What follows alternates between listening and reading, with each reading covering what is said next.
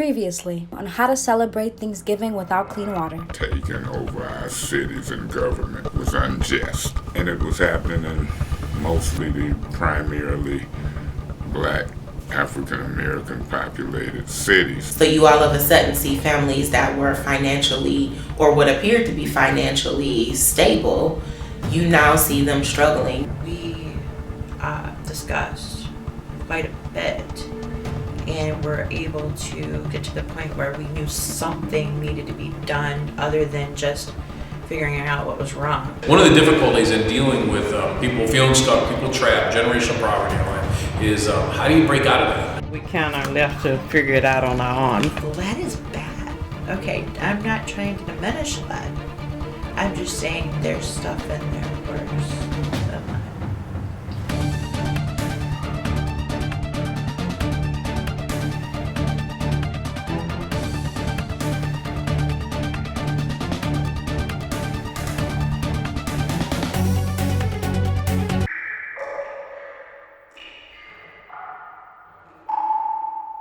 Portion of the water crisis most definitely had to do with race and class. So many of the people that come to town see it as a black and white issue, and they're so very wrong.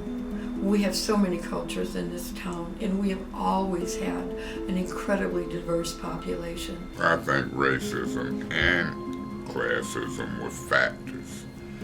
And I don't just have to think that. Even from the report and the investigation of the Michigan Department of Civil Rights, they made a finding that race was a factor. I noticed from the beginning that people, they were scared of us getting together and talking about this. The fact that we were coming together and communicating as a community.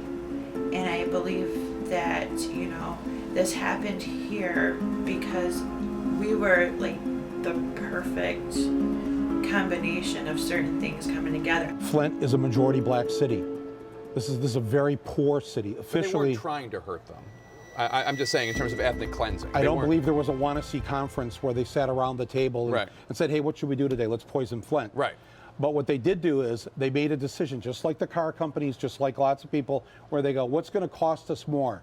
Putting the $7 part in the car or the lawsuits we're going to get from the accidents it's going to cause? Yeah. This is a cover-up. It's fraud.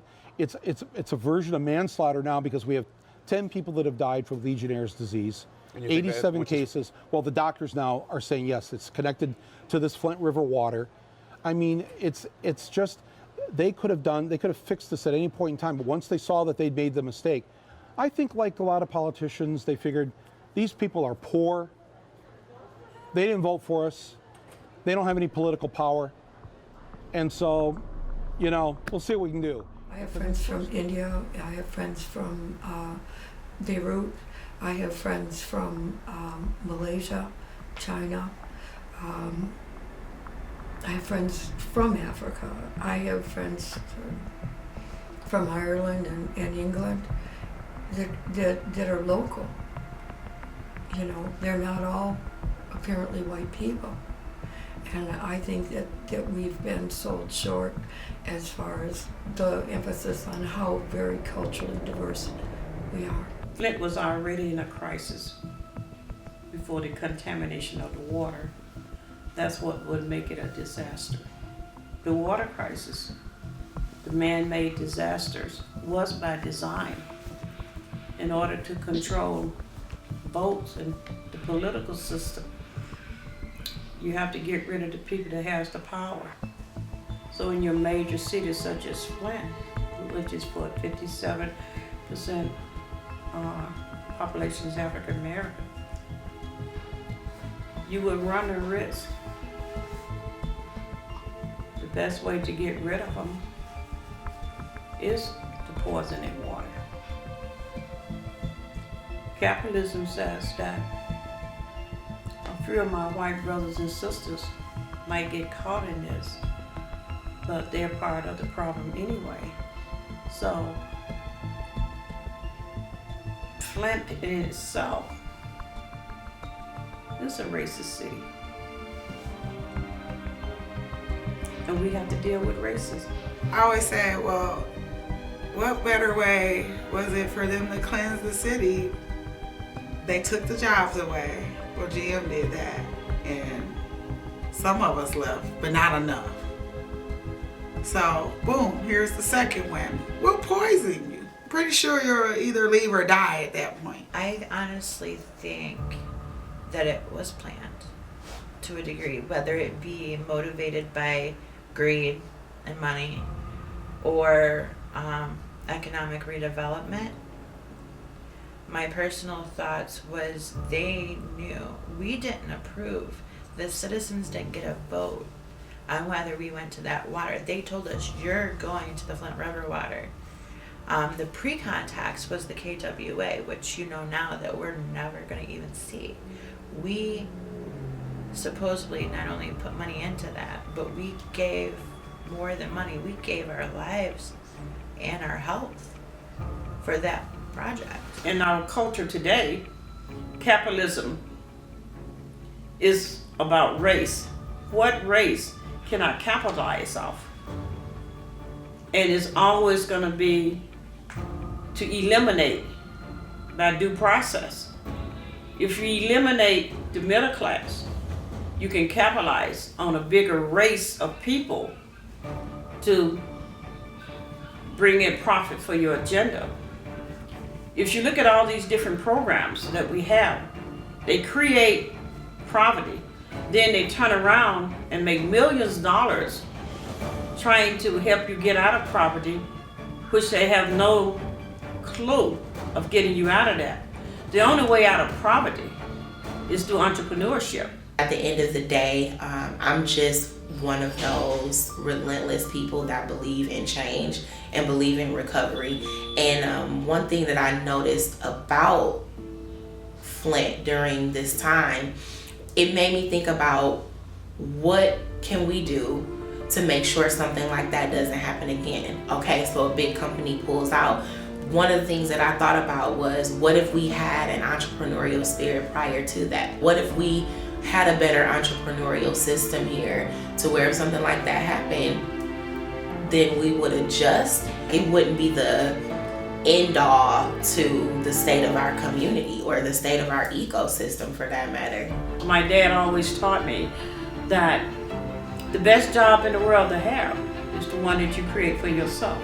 When I think about my parents, my mom was the first entrepreneur that I ever met before entrepreneurship was a thing. I've seen her literally turn the works of her hand into revenue.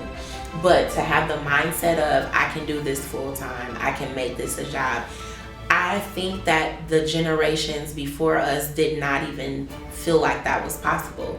I mean, because you have to think there wasn't an agenda of economic empowerment through entrepreneurship. It was work for someone else, create this middle class lifestyle for yourself, and that's what success looked like for them. I think that that's changed.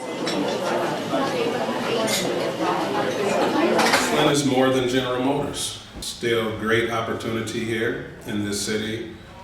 Great people, individuals who are thriving to become something, great educational community. So I stay for that reason. And I think of coffee and think about a coffee shop. We think about community. If you were to streamline my life and to really see the projection of where I started and where I am now, even in my heyday of doing everything terrible under the sun, I've always been this person that liked to bring people together. There's something about this area that people come and tell me all their problems. And so I knew that it would do that. And so that's why we opened it, really to not just have a business to make money, but to be a place where people can download, and even if they're not talking to me, we have an atmosphere here that allows people to settle down, to chill out, to collect their thoughts, and we've been successful so far doing that. Flint has been through a lot. After every hurdle, challenge, and obstacle, the community refuses to stay down. Flint has seen hard times, but the people of Flint are just getting warmed up. Continued business investment and tourism have been crucial to Flint's growth. Downtown Flint is in the middle of a renaissance with growing business investment and tourism, with a strong downtown core that includes higher education, locally sourced food, and cultural programming and entertainment. Although Flint is working through problems, it's important not to lose sight of the positive momentum the community has achieved. Flint is open for business. Come and see what's possible. I think that if we are not careful, we run the potential of seeing a city that does not reflect the entire community. When I'm traveling or when I'm talking to people that are not from Flint but know of Flint, from an investor perspective, it's like now is the time to get in. So from a dollars perspective, everybody knows that Flint is like prime retail right now. That says something. What I don't want to happen is that our community members don't see what other people see, which is now is the time to invest, not the time to leave. Now is the time to start your business, not just give up on hopes of entrepreneurship. Now is the time to own property, not just let the lot sitting next to you go to someone in California that understands investment. If we embrace and understand that, I feel like our community will be well-rounded. If we don't embrace that, my fear is that other people will understand the value of this city and maximize that, while residents could potentially be pushed out because of the inability to really maintain during the resurgence or the transformation of our city. And that's why I think entrepreneurship is important, because it helps to create that ownership. It helps to also create more financial stability, so you can make moves like own property or have a thriving business within the city. The last thing I want to see is a whole bunch of people come to Flint, create and build businesses that the community could have built on their own. I always compare Flint to Harlem. I say if you want to know what's going to happen in Flint, take a look at Harlem. And so us grassroots really got some work to do, because we can't let Flint become a Harlem where a cup of coffee is $10 and you can't afford a one bedroom. But that's kind of the direction that the government wants Flint to go. Why can't we create those things from within? And so if we understand that, if we continue to cultivate that quickly, I can see the community at large benefiting from that. My fear is that if we don't understand the power that we truly have, then this quite possibly could look like a totally different city without the thumbprint of what was. I see a lot of investment in our infrastructure. We have some very dynamic foundations in town that are trying to build Flint. But I think we have a very damaged population that's really struggling to get back on its feet. We're suffering from PTSD here. When I go to someone's house and they don't turn their filter on, I get so anxious. I want to get up and grab them and say, turn, why aren't you using your filter? I don't think I'll ever be able to go to the faucet, especially here in Flint, and just drink a glass of water. I don't think that'll ever happen for me. I can't trust the numbers. I can't trust the experts that work for the government, because they let us down and they lied to us before. So who's to say? They could tell us the pipes are replaced. We wouldn't even know. It's not healing, it's dealing. And that's what we're doing right now. We're not healing, we're dealing with what's going on and what has gone on. I believe there's an incredible investment in the Carangani. And we were collateral damage in moving over to the Carangani. Why did we need the Carangani? Because fracking has become a way to pull petroleum out of the earth. And Michigan pretty much sits on a bog, and everybody knows bogs are a source for petroleum products, and the fracking is the soup du jour. It's the way they're pulling it now. They're ruining our aquifers across the globe with fracking, And the Karangani is one of those vehicles to frack. And I'm really serious about ruining the aquifer. We are ruining the fresh water that keeps humanity alive. So for $1, they may have all the petroleum they want, but the day will come when they won't have human beings to man the fracking. Our planet is dying at their hands. You know, Flint is the tip of the iceberg. I'm hoping somebody will charge Governor Snyder. If they do their job, he will get charged eventually.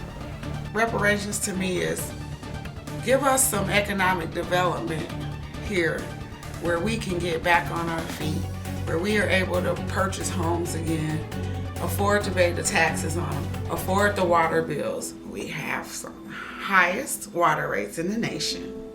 We pay more than Beverly Hills and Palm Beach. We pay more for our water than anyone else does. My water bill stays under $100 because I don't use this water.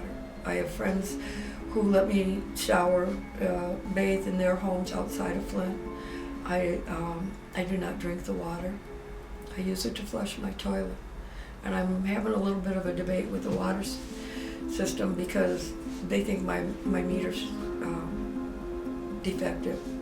And it's like, I'm not using the water. I can't even live in the house and feel like I'm not gonna get sick again. Nothing's been fixed. How can you tell me to go home, it's gonna be okay, and nothing's been fixed? I'm still paying the bills like I was staying there, but I'm having to stay somewhere else. And I'm fortunate to have a place that I can go, which many aren't. But it's like your life's on hold until this gets fixed, which could take a long time. I just want to be able to safely go home, and I don't know when that's gonna happen. Give us something where we're able to send our kids to school, be able to pay for these insurance rates that we're going to be facing. It's going to be so hard for a Flint resident to get insurance. If I was to go move into another state, probably as soon as they see her from Flint, they're like, we don't want to touch her. She's going to stay in the doctor in the hospital. Yeah, I'm not really who you want to insure. I'll be going to the doctors the rest of my life. I've already just put that in my head. So can you put an amount of money on giving someone their dignity and their life back? I really don't think you can. You can only hope that whatever we end up getting out of this, that it's something that's long lasting and beneficial. Water is a human right. Water does not belong to man. Water belongs to God, to this universe. If you don't believe in God, it's part of the universe. No man has a right to it. The only rights we have to do is to treat it and make it drinkable. I would like to believe that we have enough sense to step back today and take another look at what we want the world to become. It seems that so-called progress is moving so quickly. We're moving into a future that is not a future we all would embrace. So, you know, the gift is an opportunity to reconsider the future we would embrace. Sending water is great, but that's just really a mandate. It's not fixing, it's enabling. It's one thing to talk about, feeding people on the corner. People don't have a problem with on Thanksgiving giving out everybody turkeys. That's easy. The system doesn't have a problem with you giving out free clothing. What the system have a problem at when you start talking about social justice and social equity. And that's what creates an attack on the person that's fighting for it. And if you're gonna fight for those things, that meant that you can't be bought. And so that's some of the challenges here in Flint. Keep in mind, this was man-made. this was not just like some other cities like New York and DC, where Pittsburgh, they just have old infrastructure. They had factories there that have been gone 30 plus years that weren't cleaned up properly. No, this was a decision that a man sat at his desk and made. When you think about it like that, it kind of puts another bad taste in your mouth. How many generations have been ingesting that lead stuff? And when they talk about lead, they also talk about DNA damage. What is that DNA damage? What is the damage caused by lead? Personality issues? Aggression issues? You know, and look at here in the United States. We have more violence than any other country across the globe. And where's our introspection? Are we looking at, you know, in my opinion, the devastation that's been wrought by an industrialized nation that pushed forward for what they call progress? You know, the generations have been born, the generations, you know, have supported that, and now the generations born are paying the penalty. The water belongs to the people. That money should not be in a general fund. It should be set aside for exactly what it's to do, to ensure that all human beings have clean, safe, and affordable water. And that's not going to happen as long as we have a political system making decisions to determine whether my children, or myself is worth one glass of water. So that's the first beginning of justice, is taking away the power to everything that's a necessity of life. Take that power back from the political system. Human being cannot live without water, food, heat, and light, and the political system is controlling all of that. So until we eliminate that process, who control the necessity of life? That's what justice look at. Take that back from the politicians, because they can't handle it.